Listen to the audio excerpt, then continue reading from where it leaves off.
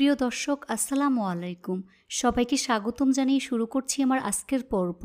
আজকে তৈরি করে দেখাবো একদম নরম তুলতুলে রসালো একটি মিষ্টির রেসিপি, যা মুখে দিলেই মিশে যাবে। ঘরে থাকা মাত্র কয়েকটি উপকরণ দিয়ে খুবই কম সময় এই মিষ্টি তৈরি করে নেওয়া যায়। এই মিষ্টি গোলাপজাম মিষ্টির স্বাদকে হার মানাবে, যা এক কথায় অসাধারণ। তো চলুন রেসিপিটি দেখে নিচ্ছি। প্রথমে চুলে একটি পাত্র বসিয়ে এর মধ্যে 1 চা চামচ পরিমাণ ঘি অ্যাড করে দিচ্ছি। আপনারা চাইলে তেল ব্যবহার করতে পারবেন, তবে স্বাদ একটু কম বেশি হবে। তারপর চুলার আঁচ একেবারে লোতে রেখে এর মধ্যে হাফ কাপ পরিমাণ সুজি অ্যাড করে দিচ্ছি। চুলার আঁচ কমিয়ে সুজি কিছুক্ষণ ভেজে নিতে হবে, তবে সুজি লালচে করে ভাজতে হবে না। 1 থেকে 1.5 মিনিটের মতো ঘিয়ের সাথে ভাজতে হবে, যাতে করে সুজির কাঁচা গন্ধ চলে যায়। সুজি ভেজে নেওয়ার পর এর মধ্যে 2 টেবিল চামচ পরিমাণ ময়দা অ্যাড করে দিচ্ছি। চাইলে আটা ব্যবহার করা যাবে। ময়দা দেওয়ার পর আরও 2 মিনিটের মতো নাড়তে হবে। চুলার আঁচ কিন্তু কোনোভাবেই বাড়ানো যাবে না, কম আঁচে সুজি ভাজতে হবে। সুজি ভেজে নেওয়ার পর 1 কাপ পরিমাণ পানি অ্যাড করে দিচ্ছি। চাইলে তরল দুধ ব্যবহার করা যাবে। এখানে আমি হাফ কাপ পরিমাণ সুজির মধ্যে 1 কাপ পরিমাণ পানি ব্যবহার করেছি, অর্থাৎ যতটুকু সুজি ব্যবহার করবেন তার ডাবল পানি অ্যাড করে নিতে হবে। এবার অনবরত নেড়ে ছেড়ে ডোয়ের মতো তৈরি করে নিতে হবে। প্রায় 2 থেকে 3 মিনিট পর যখন দেখবেন মিশ্রণটা ঠিক এরকম ঘন হয়ে গিয়েছে, তখন হাফ চা চামচ পরিমাণ ঘি অ্যাড করে দিচ্ছি। তারপর ভালো করে মিশিয়ে নিচ্ছি।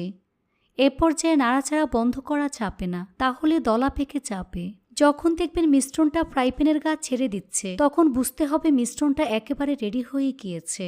আর হাতের মধ্যে নিলে যখন দেখবেন এরকম গোলাকার করা যাচ্ছে, তখন বুঝতে হবে ডোটা একদম পারফেক্ট মিষ্টির জন্য রেডি হয়ে গিয়েছে।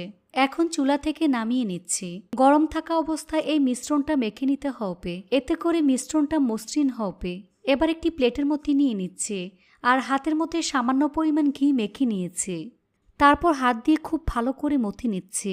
এভাবে 2 থেকে 3 মিনিটের মতো মথে নিতে হবে। ঠান্ডা হলে ডোটাকে মেখে নিলে ডোটা আর মসৃণ হবে না। এই তো ডোটা আমার রেডি হয়ে গিয়েছে। এবার ঢেকে রেখে দেব প্রায় 10 মিনিটের মতো।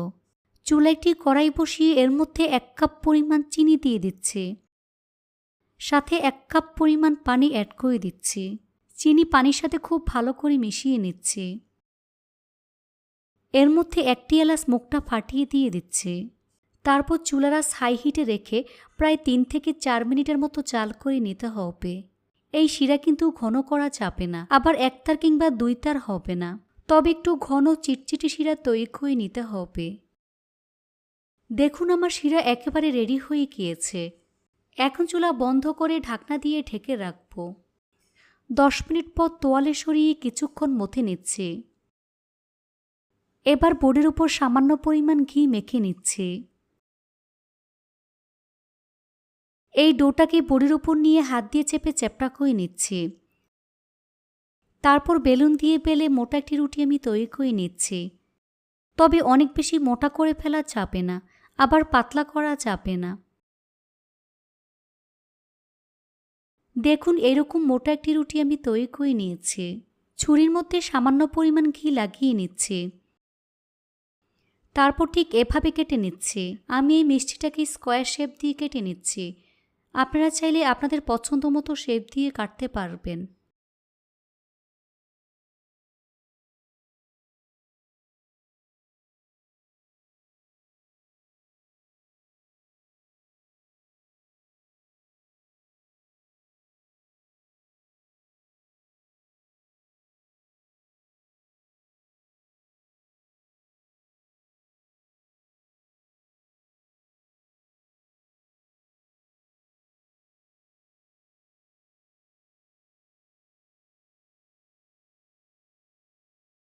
সবগুলো স্কোয়ার শেপ দিয়ে কেটে নিয়েছি। তারপর হাত দিয়ে সাইডটাকে একটু শেপ করে নিতে হবে। এবার ভাজার পালা। চুলা একটি ফ্রাই প্যান বসিয়ে পরিমাণ মতো সয়াবিন তেল দিয়ে তেলটাকে হাই হিটে ভালো করে গরম করে নিয়েছি। এবার একে একে মিষ্টিগুলো আমি দিয়ে দিচ্ছি। চুলার আঁচ হাই হিটে রেখে মিষ্টিগুলোকে ভাজতে হবে, তা না হলে ফেটে যাবে। কোনোভাবেই চুলার আঁচ কমানো যাবে না। আর হাই হিটে ভাজলে মিষ্টিগুলো ভাজতে খুব বেশি সময় লাগে না, 5 থেকে 6 মিনিটের মধ্যেই ভাজা হয়ে যাবে। কিছুক্ষণ পর মিষ্টিগুলোকে আমি উল্টে দিচ্ছি। এভাবে কিছুক্ষণ পরপর উল্টে পাল্টে গোল্ডেন ব্রাউন কালার এবং ক্রিস্পি করে ভেজে নিতে হবে।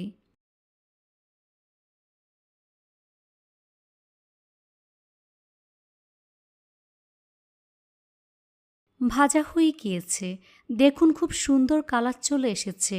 এখন ছাঁকনি দিয়ে তেল থেকে উঠিয়ে নিচ্ছে। তেল ভালো করে ঝরিয়ে নিতে হবে।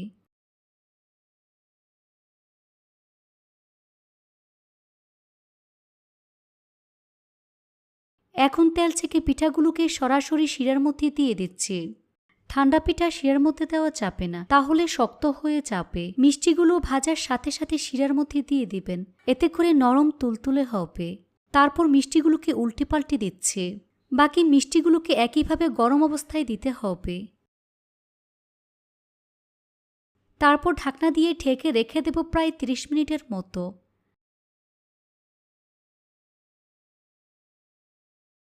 30 মিনিট পর ঢাকনা সরিয়ে নিচ্ছে। এবার প্লেটের মধ্যে একটা একটা করে উঠিয়ে নিচ্ছি। এ পর্যায়ে মিষ্টিগুলো খুবই নরম থাকে, তাই খুবই সাবধানে উঠিয়ে নেবেন। তারপর পরিবেশন করে আপনাদের দেখিয়ে দিচ্ছি।